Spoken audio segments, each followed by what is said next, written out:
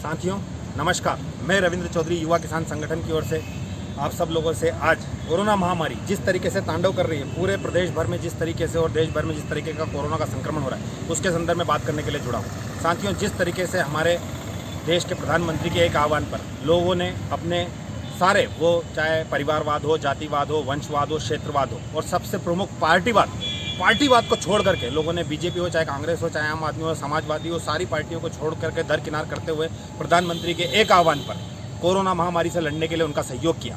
उनके एक आह्वान पर ताली भी बजाई, थाली भी बजाई, यहाँ तक कि दिए भी जलाए। लेकिन माननीय प्रधानमंत्री जी, मुझे आपसे और इस वीडियो के माध्यम से संदेश देते हुए बहुत ही दुख हो रहा है कि आज आपकी खुद के पार्टी के जनप्रतिनिधि लोग इस कोरोना महामारी में आपके खुद के सरकार के दिशा निर्देशों की अवहेलना कर रहे हैं, अनुशासन तोड़ रहे हैं। सरकार के खुद के जो मापदंड है, जो दिशा निर्देश हैं, वो जिस तरीके से भीड़ को नियंत्रण करना हो, जिस तरीके से 10-20 लोगों से ज़्यादा एकत्रित नहीं हो रहा है, इन सब का उल्लंघन कर रहे हैं, खुलेआम उल्लंघन कर रहे हैं। मैं मध्य प्रदेश का रहने वाला हूँ और अपने प्रदेश में जिस तरीके से हमारे प्रदेश के मुखिया माननीय शिवराज सिंह जी चौहान जिस तरीके से इस कोरोना महामारी में जो गवर्नमेंट के जो दिशा निर्देश है उनका जो उल्लंघन कर रहे हैं, आज वो खुलेआम मध्य प्रदेश में चूंकि उपचुनाव है 27 विधानसभाओं के, उस उपचुनाव को जीतने के लिए उनकी जो सत्ता की लोलुपता है वो इतनी बढ़ गई है कि वो सारी महत्वाकांक्षाओं के चलते वो लोग, मैं समझता हूं कि आज हर जगह पे भीड़ तंत्र हावी हो गया है लोकतंत्र के ऊपर। जिस तरीके से वो धरने प्रदर्शन, जिस तरीके के जुलूस, जिस तरीके की सभाएं, जिस तरीके की आम सभाएं वो कर रहे हैं, ये शर्मसार करने वाला है, लोकतंत्र की हत्या करने वाला है।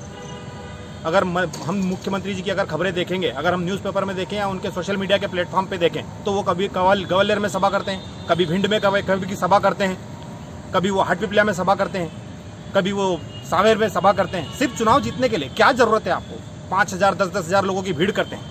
यहाँ तक कि लोकतंत्र में जो सबसे ज़्यादा महत्व होता है वो विपक्षी दल का होता है। विपक्षी दल, मैं समझता हूँ कि जिस तरीके से 3 दिन पहले कांग्रेस पार्टी के जो मीडिया प्रभारी, उनने जिस तरीके से मीडिया को संबोधित किया, जिस तरीके से उन्होंने प्रेस कॉन्फ्रेंस की और खुलेआम उन्होंने वहाँ से मीडिया जगत के लोगों के सामने फ़ोन लगाया सारे हॉस्पिटल्स में, जो वास्तविकता दर्शाता है। जिस तरीके से उन्होंने भोपाल के हॉस्पिटल्स में, इंदौर के हॉस्पिटल्स में फ़ोन किया और आईसीयू केयर के बेड्स की जो वस्तुस्थिति उन्होंने बनाई, एक भी हॉस्पिटल में बेड अवेलेबल नहीं है, ऑक्सीजन की व्यवस्था नहीं है। जो इस तरीके की महामारी में, जो कोविड महामारी में बुनियादी आवश्यकता है, हर व्यक्ति को, चूंकि लंग्स को ये अटैक करता है और लंग्स को ऑक्सीजन की ज़रूरत होती है, ऑक्सीजन वाले बेड अवेलेबल नहीं है, आईसीयू केयर उपलब्ध नहीं है। और अगले दिन क्या करते हैं, कांग्रेस पार्टी खुद कमलनाथ जी के दिशा निर्देशों पर, कमलनाथ जी की अध्यक्षता में वो लोग आगर में एक बहुत ही भयंकर और बड़ी जनसभा को संबोधित करते हैं। आप क्या बताना चाहते हैं? अगर बीजेपी 5,000 लोगों को इकट्ठा करेगी तो कांग्रेस 10,000 लोगों को इकट्ठा करेगी। अरे ये कैसी शक्ति प्रदर्शन है? इससे किसके ऊपर जीत हासिल करोगे? कोई कुएं में गिरेगा तो आप खाई में गिर जाओगे। आप खुद, आपकी पार्टी के लोग बता रहे हैं कि भैया हमारा जो स्वास्थ्य जो महकमा है वो चरमरा उठा है, हमारे पास बेड की व्यवस्था नहीं है। और ऐसी स्थिति में आप लोगों को भीड़ इकट्ठी करके क्या प्रदर्शित करना चाहते हैं? मैं समझता हूँ बहुत ही शर्मसार करने वाला है। लोकतंत्र में विपक्ष को अपनी भूमिका निभाना चाहिए। आज डिजिटल मीडिया के माध्यम से आप अपनी बातों को क्यों नहीं रखते हैं? आपको लगे आप होर्डिंग लगाओ, आप एलईडी लगाओ, गांव-गांव में लगाना है तो वो करो, आपको सभाएं करने की क्या आवश्यकता है? मैं समझता हूँ ये बहुत ही घिनौना और घृणित कृत्य है। आज जिस तरीके से हमारे मालवा क्षेत्र में जो चुनाव है, सांवेर विधानसभा में हमारे देखें तो तुलसी सिलावट जी जो प्रदेश में जल संसाधन मंत्री हैं, वो खुद कोरोना से ग्रसित हो चुके हैं। वो खुद अपना इलाज सरकारी पैसे, वो पूरे परिवार एडमिट हुए हैं, उन्होंने स्वास्थ्य लाभ लिया, कोरोना का ट्रीटमेंट करवाया। जब आपको कोरोना हो गया तो भैया बाकी लोगों को क्यों नहीं होगा? आज सांवेर विधानसभा गढ़ बन गया है मध्य प्रदेश में कोरोना का। जिस तरीके से उनके विपक्षी दल में कांग्रेस के जो प्रत्याशी है प्रेमचंद गुड्डू जी, वो खुद भी कोरोना संक्रमित हो चुके हैं। जब आप लोग खुद उस महामारी में ग्रसित हो चुके हो तो आम लोगों से आप क्या उम्मीद करते हो? क्या करेंगे? हाटपिपलिया विधानसभा की अगर हम देखें, मनोज चौधरी जी जो वहाँ के प्रत्याशी है, वो चुनाव जीतने के लिए उनकी इतनी लोलुपता है कि वो सब भूल गए। वो खुद इतनी सभाएं और रैलियां कर रहे हैं चुनाव जीतने के लिए। उन्होंने, मतलब मैं समझता हूं कि खुद की जान को तो खतरे में डाला। वो खुद आज एडमिट है, अपना ट्रीटमेंट कर रहे हैं, उनकी वाइफ भी एडमिट है, उनके बच्चे भी एडमिट है, उनका ड्राइवर भी ग्रसित हो गया, उनके पिताजी खुद भर्ती है, उनके पिताजी भी कोरोना संक्रमित हो गए। अरे भैया, जब आप अपने परिवार को नहीं बचा पाए तो आप प्रदेश की जनता को, क्षेत्र की जनता को कैसे बचाओगे? मैं जन से अपील करता हूँ, आपके क्षेत्र में जो भी वोट मांगना है तो आप उससे गारंटी में लो, लिखित में लो। क्या आप हमारे परिवार को अगर कोरोना संक्रमित होंगे तो इलाज की आप जिम्मेदारी लेते हैं? क्या वो खर्चा वहन करेंगे? मैं आज इस वीडियो के माध्यम से बताना चाहता हूँ, प्राइवेट हॉस्पिटल में अगर कहीं पे भी आप जाते हैं तो एक दिन में जो सरकारी जो इलाज का खर्चा है वो 30 से 40 हज़ार रुपये। एक परिवार में हम अगर औसतन सदस्यों को भी माने तो 2 लाख रुपए प्रतिदिन का खर्चा है। 10 दिन तक अगर अस्पताल रहता है तो 20 से 25 लाख रुपए का खर्चा होगा। क्या हमारी जो सामान्य लोग हैं वो इतना खर्चा वहन करने के लिए सक्षम है? अरे इन जनप्रतिनिधियों का इलाज तो सरकारी खर्चे पे हो जाएगा। क्या हमारे प्रदेश की 7.5 करोड़ जनता इतनी सक्षम है कि वो अपना इलाज इन भारी भरकम अस्पतालों में करा पाएंगे? क्या उनको बिस्तर मुहैया करा पाएंगे? क्या हमारे पास 7.5 करोड़ लोगों का इलाज करने के लिए चिकित्सा व्यवस्था है? अरे अगर हो भी तो हमारे पास डॉक्टर नहीं है। अगर आप हॉस्पिटल ले भी आओगे तो हमारे पास डॉक्टर नहीं है, हमारे पास नर्सिंग स्टाफ नहीं है। मैं तो धन्यवाद देता हूँ उन कोरोना योद्धाओं को जो अपनी जान हथेली पे लाके हमारे डॉक्टर्स, हमारे पैरामेडिकल, हमारे हाउसकीपिंग स्टाफ, मैं सैल्यूट करता हूँ उन लोगों को जो अपनी जान खतरे में डाल के लोगों की जान को बचा रहे हैं। लेकिन जनप्रतिनिधि जो कर रहे हैं ये बहुत ही घिनौना काम है। अरे आपको मदद करना है, आप अगर सत्ता में हो, मदद करना है तो किसान की मदद करो। सोयाबीन पूरी खत्म हो गई है, 2018 का फसल बीमा नहीं मिला, 2019 का नहीं मिला, 2020 का सर्वे नहीं हुआ। एक दिन आप घोषणा करते हो कि 6 तारीख को फसल बीमा 4500 करोड़ रुपए दे दूंगा, फिर बोलते हो 8 तारीख को दे दूंगा, फिर बोलते हो 18 तारीख को दे दूंगा। अरे कहाँ है फसल बीमा?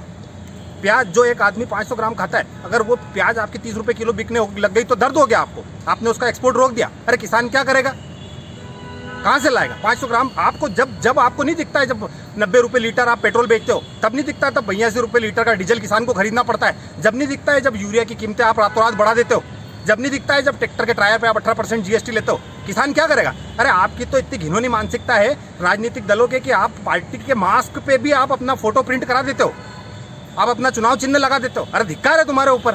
तुम्हारा बस चले तो तुम किसानों के फांसी के फंदे पे भी अपना चुनाव चिन्ह लगा दोगे। सोचो, आत्मचिंतन करने की आवश्यकता है। इंट्रो इंस्पेक्ट करो, क्या आप सही कर रहे हैं? क्या है जायज़ है इस तरीके की जनसभाएं जो आप कर रहे हो? शर्मसार करने वाली बात है, बहुत ही घिनौना काम है। और चुनाव आयोग से मैं अपील करता हूं, अरे भैया चुनाव कराना तो कराओ। मैं इन सारी राजनीतिक पार्टियों से अपील करता हूं कि भैया आज देश भर में 45 से 50 लाख लोग इस बीमारी से संक्रमित हो चुके हैं, 82,000 लोग मर चुके हैं। सरकारी आंकड़े, जिनकी गिनती नहीं है वो तो अलग ही है। अरे अच्छा समय नहीं रहा तो खराब समय भी नहीं रहेगा, ये भी निकल जाएगा। लेकिन चुनाव जीतने के लिए ऐसा घिनौना काम तो मत करो। आप लाशों के ढेर पे खड़े रहोगे, लाशों के ढेर पे लाशें गिन नहीं पाएंगे हम लोग अगर इसी तरीके से आप सभाएं और रैलियां करते रहे। चुनाव आयोग से मेरी हाथ जोड़ के अपील है कि भैया ये चुनाव करना है तो 2 दिन में डेट डिक्लेयर करके खत्म करो इसको। और मैं तो हाथ जोड़ के विनती करता हूँ, हम लोगों को ऐसी सीट नहीं चाहिए, हमको ऐसे विधायक नहीं चाहिए जो लाशों के ढेर पे खड़े रहे, जो आम जन को मार के विधायक बनेंगे। अरे ऐसे किस काम के?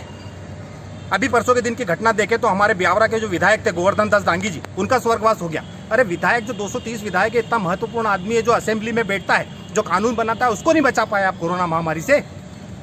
जिसका भोपाल में इलाज हुआ, जिसका इंदौर में इलाज हुआ, यहाँ तक कि मेदांता हॉस्पिटल गुड़गांव में, दिल्ली में गए, वो वहाँ पे भी उनका देश के चिन्हित डॉक्टर्स ने इनका इलाज किया। देश भर की जहाँ पे विदेशों से लोग इलाज कराने आते हैं, मैं समझता हूँ विश्व की सबसे सर्वोत्तम सुविधाएं उनको मिली, उसके बाद में भी हम कोरोना महामारी से नहीं बचा पाए। तो आप क्या उम्मीद करते हैं मध्य प्रदेश के आम जन को आप बचा पाएंगे? किस तरीके का काम कर रहे हैं आप सोचिए। चुनाव आयोग से मैं अपील करता हूँ, चुनाव कराना है तो 2 दिन में डिजिटली करा के खत्म करें, नहीं तो हमको नहीं चाहिए ऐसा चुनाव ना हो। कोरोना के बाद में चुनाव देखा जाएगा। जो सरकार है वो जिम्मेदारी से अपना काम करे। वो जरूरत पड़े तो मैं तो देश की न्यायपालिका से अपील करता हूँ, अगर इसी तरीके से ये जनसभाएं और धरने और इनके सारे कार्यक्रम अगर इसी तरीके से चलते हैं तो इनके खिलाफ रासूका लगाई जाए, इनको जेल में डाला जाए अगर इसी तरीके से ये काम करते हैं तो। मैं धन्यवाद देता हूँ। मैं आज महाराजा यशवंतराव चिकित्सालय के सामने हूँ, मैं धन्यवाद देता हूँ। महाराजा यशवंतराव जी की मूर्ति हमारे पीछे लगी हुई है, मैं धन्यवाद देता हूँ, उनके चरणों में नमन करता हूँ। जिस तरीके से जब वो यहाँ से बाहर इलाज कराने गए और उन्होंने देखा कि मैं तो अपना इलाज कराने के लिए बाहर आ गया, लेकिन क्या मेरे देश की जनता के पास ऐसी चिकित्सा सुविधाएं हैं, तो उन्होंने इस हॉस्पिटल का निर्माण किया जहाँ आज कितने ही गरीब लोग अपना इलाज करवाते हैं। मैं देश के प्रधानमंत्री को भी संदेश देता हूँ आज भी इस वीडियो के माध्यम से, अगर 3,000 करोड़ रुपए की सरदार पटेल जी की मूर्ति बनाने के बजाय अगर आपने हॉस्पिटल बनाए होते तो आज हम लोगों की जान बचा सकते। इस तरीके के 82,000 लोगों की लाशों पे खड़े नहीं होते हम लोगों को पुनः चिंतन करने की आवश्यकता है। मैं सम्मान करता हूँ, मूर्तियां बनना चाहिए, लेकिन at the cost of what? क्या करना चाहते हैं हम? अगर उससे अच्छा हमने चिकित्सा संस्थान बनाए होते, उससे अच्छा हमने अगर यूनिवर्सिटी बनाई होती, हमने अच्छे डॉक्टर, अच्छे पैरामेडिकल स्टाफ को अगर तैयार किया होता तो आज हम लोगों की जान को बचा सकते होते। मैं समझता हूँ आगे भी ध्यान रखने की जरूरत है और मैं जन जन से अपील करता हूँ, अपने परिवार की सुरक्षा आपके खुद के हाथों में है, किसी के बहकावे में ना आए। आप जिसका सहयोग करना है, जिसको वोट देना है, अपने घर से दें। किसी तरीके के धरने प्रदर्शन में, रैलियों में, जनसभाओं में न जाएं। अपने परिवार की सुरक्षा करें, आत्मनिर्भर बने, क्योंकि आपकी मदद कोई नहीं करने वाला है, वो आपको खुद को ही लड़ाई लड़नी है। अंत में मैं यही कहूँगा, किसान बचाओ, देश बचाओ, युवा किसान संगठन। धन्यवाद।